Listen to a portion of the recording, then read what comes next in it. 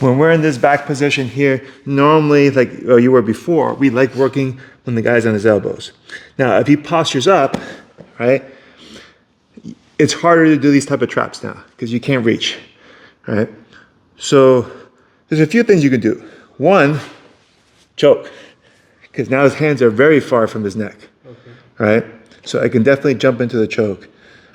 Two, when he's this tall, hooks are a lot easier because he's created a lot of space.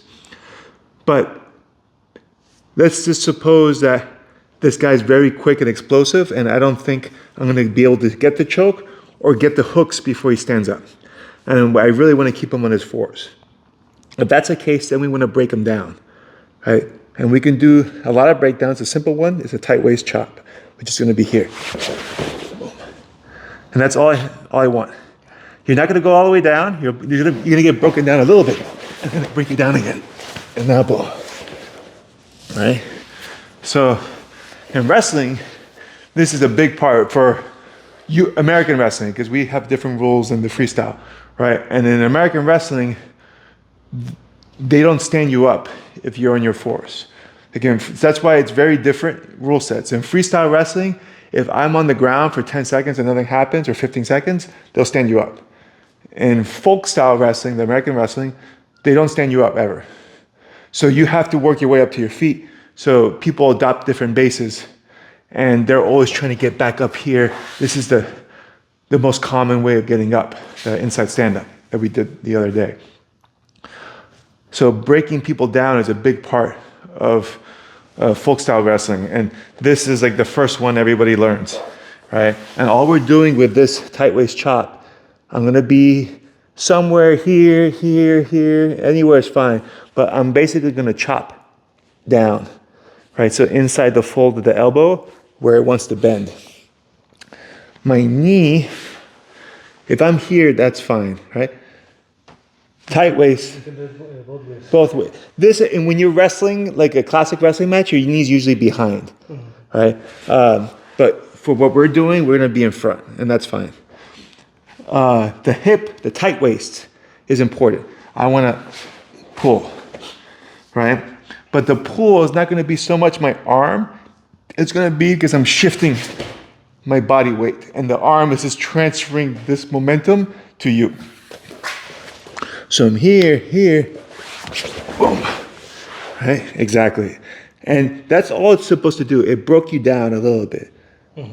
Now, boom. Right, there's an opening there. Because you had to collapse to your elbow, right? Yeah. So I can find this now, right? And at this point, now when you start coming up, right?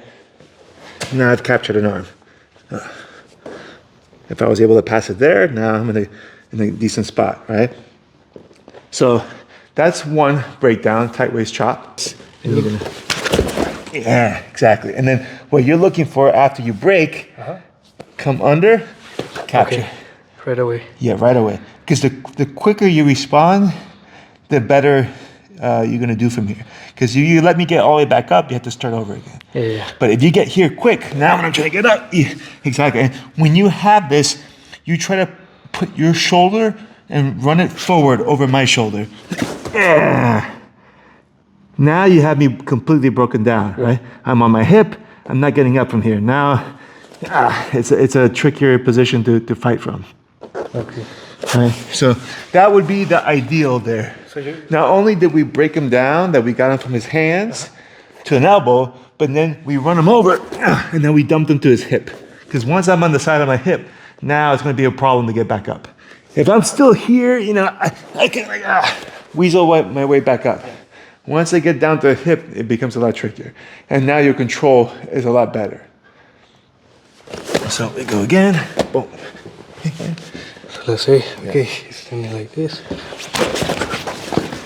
Yes.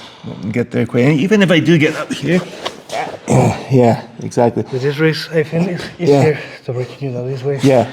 I still can do it this way, right? You can do it that way too. Yeah, if you get both, it's a big problem, right? But once you get one, and if you notice what you're doing now, which is good, you're running it forward. This is not that bad for me here. This is bad. Because now what happens, I'm heavy on my shoulders. Thanks for watching the video. If you enjoyed it, please like, subscribe, and hit that notification bell so you'll be notified of all of my latest videos on YouTube. But really the best place to find all my content is my website, davidmma.com. You can register for free and get access to 4 free courses, including Kimura Fundamentals, Essential Half Guard Kimura, Essential Half Guard Passing, and much more.